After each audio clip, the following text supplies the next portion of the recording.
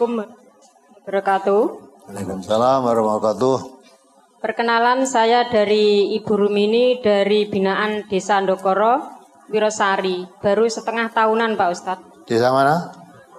Ndokoro, Desa Ndokoro, Wirosari. Oh, Ndokoro ya, Wirosari ya. Binaan. Gerobokan ya. Iya. Oke, gimana? Di sini minta penjelasan. Ya ini matur dulu Pak Ustadz. Saya pernah matur sama Pak Ustadz Sukino tentang adik-adik saya kan dikasih sawah sama mertuanya itu dimintain lagi. Itu matur sama Pak Ustadz dulu waktu itu Ustadz. Lah binaan ini saya minta dukungannya dan minta doanya.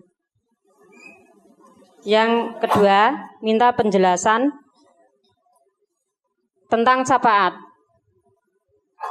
Syafaat itu semenjak hidupnya di dunia yang mau mengikuti sunah-sunahnya. Sedang Nabi kita mengatakan, Al-Quran safiun musafaun, wa maghirun musadakun, wa man ja'alahu amamahu, qajahu ilal jannah, wa man ja'alahu wara'ahu, sakau inanar. Semua ini mohon dijelaskan sejelas-jelasnya Ustadz. Udah sekian, hanya ini yang saya minta penjelasan. Assalamualaikum warahmatullahi wabarakatuh. Waalaikumsalam warahmatullahi wabarakatuh. Ya, binaan itu sudah berapa lama? Setengah tahunan Ustadz. Oh ya, mudah-mudahan bisa istiqomah. Tempatnya di rumahnya siapa? Bapak Ahmadun Adik. Oh, itu ya binaannya di sana. Yang mengisi siapa yang membina? Yang membina Pak Purwanto di Purwodadi. Ya. Bergantian Pak Ustadz. Ya, mudah-mudahan bisa istiqomah, bisa berjalan, bisa nanti menjadi cabang. Ya, cabang yang ada di sana. Masa syafaat, ya Ibu sudah tahu tadi. Walaupun bocornya tidak begitu betul, tapi sudah tahu maksudnya. Jadi memang Nabi mengatakan Al-Quran safi'un musyafa'un wa maghilun musaddaqun. Ya, wa man ja'alahu amamahu qadahu ilal jannah wa man ja'alahu wara'ahu saqahu ilan nar.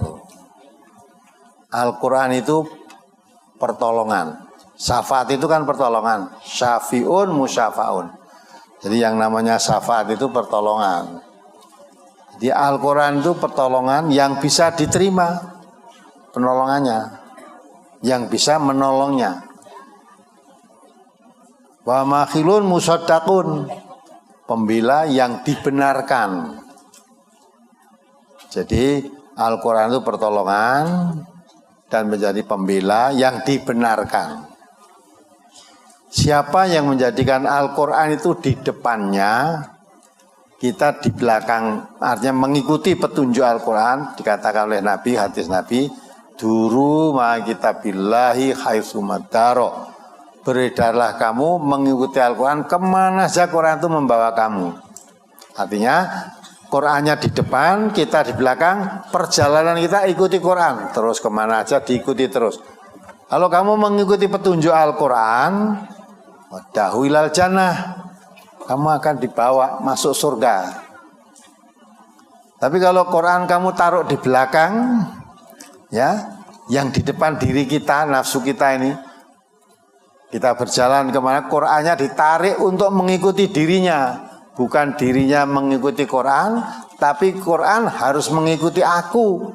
Kalau saya cocok ya kalau tidak cocok dengan Quran, Qurannya harus dirubah sesuai dengan kehendakku. Nah kalau begitu caranya, ya saqahu ilan nar. Quran itu akan melemparkan kamu ke neraka. Itu syafaat. Jadi Nabi mengajarkan kepada kita Al-Quran supaya kita mendapat syafaat dari Al-Quran nanti. Ya, itu maksudnya. Kalau kita ingin mendapat syafaatnya Nabi, Nabi sudah mengajarkan jalan menuntut untuk mendapat syafaat, yaitu Al-Quran.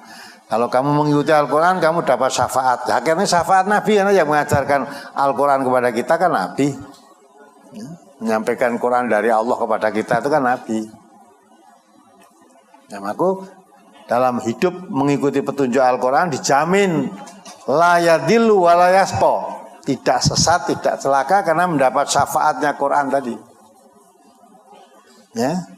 Tapi kalau tidak mau mengikuti, ya, akibatnya apa? Wa man adriya dzikra wa man a'rada an dzikri fa innalahu maisatan.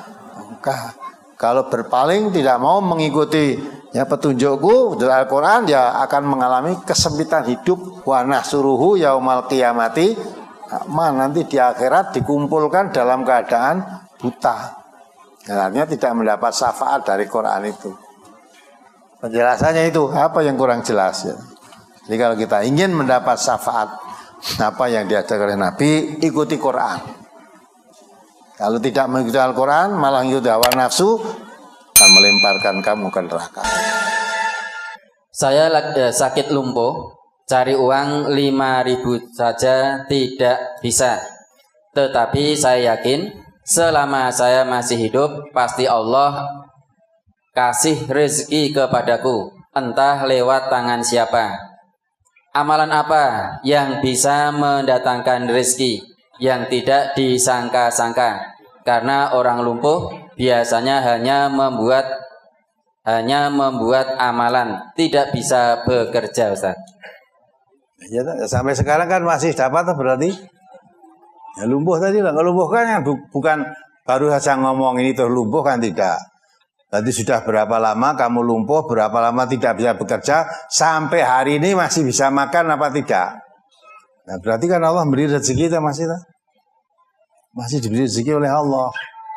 Nah, amalan apa yang bisa dilakukan? Pendekatan diri pada Allah, mastata'tum. Ya, kalau kamu muslim, kamu orang Islam, kalau kamu orang Islam beri sholat.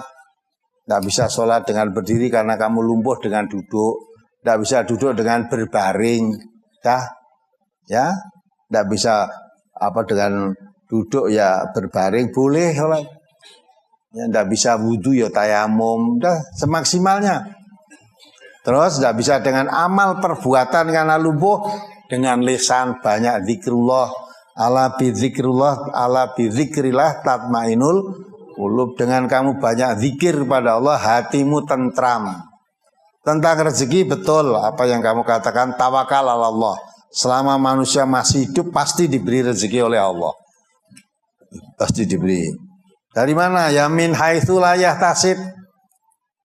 Tidak disangka-sangka. Mungkin ada orang yang kasihan melihat kamu lumpuh tadi, tidak bisa kerja, ya tersentuh hatinya untuk memberi makan pada saudaranya yang, apalagi kalau kamu muslim, ya, umat Islam yang mengetahui kondisi semacam itu, kewajiban memberi nafkahnya. Berkewajiban ini.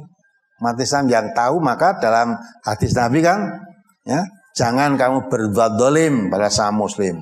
Jangan kamu membiarkan, tidak mau menolong saudaramu. Kamu tahu seperti itu kok tidak mau menolong, dosa kamu. Ya, itu mesti perlu ditolong. Ya, ditolong. Ya, makan, tidak mungkin dia bisa bekerja, maka kita jamin makanannya. Ya, kita jamin. Kalau mengerti tidak mau menolong, kita dosa. Nah, maka itulah jangan khawatir, insya Allah kalau masalah makanan selama hidup masih diberi rezeki oleh Allah. Ya, yang tanya ini alamatnya mana, rumahnya mana, nanti kasih alamat pada saya. Ya, di sini rumahnya mana ya, nanti saya kontakkan dengan warga MTA yang ada di sekitarmu. Insya Allah tidak akan kelaparan kamu. Ya. Dosa, karena kalau kita bisa tidur nyenyak, perut kita kenyang, ada saudara kita nggak bisa tidur karena lapar, dikatakan Nabi kamu tidak beriman.